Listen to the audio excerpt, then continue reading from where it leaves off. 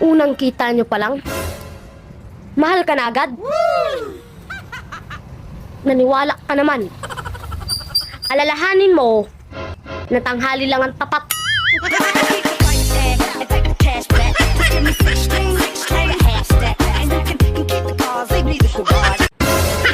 Lagi mong tatandaan na kapag nag-iisa ka,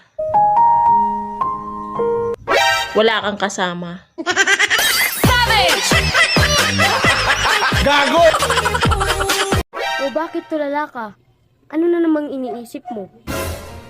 Iniisip ko yung pera ko, Ben. Bakit? Nasaan ba yung pera mo? Nasa isip ko.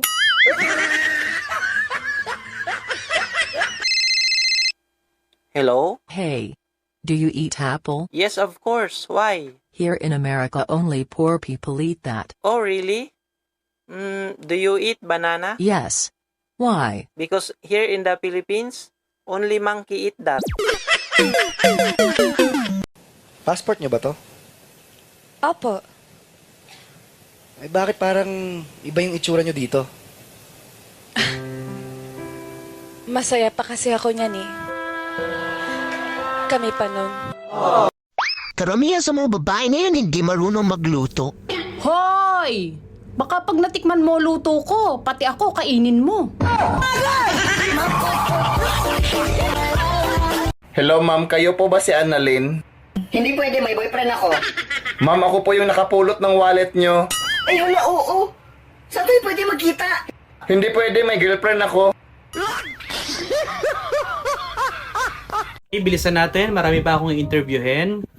Anong ina-applyan mo? Cashier po. Magaling ka sa math? Medyo po. Nagbayad yung customer worth 497 pesos. 500 yung pera niya, anong sukle? Candy? You're hired. Ikaw, Iha, anong ina-applyan mo? Uy, be, maldita ka daw?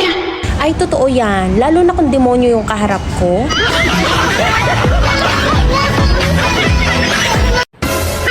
Di baling hindi tayo maganda. Ang mahalaga, masarap tayo. Oh my God!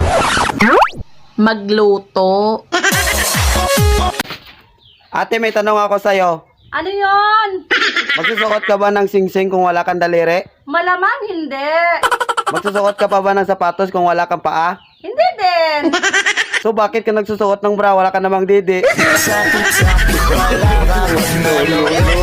Emotional damage!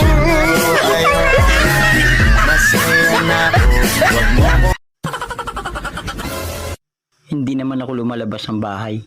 Pero bakit hindi ako pumuputi? Ba't ganun? Ano kayang gamit nilang bubong?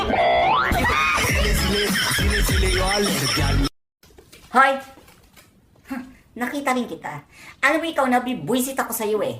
Alam mo bang nagtatampo ako sa'yo? O, ngayon alam mo na. Sige, anong sasabihin mo sa akin ngayon na nalaman mong nagtatampo ako? Take your time.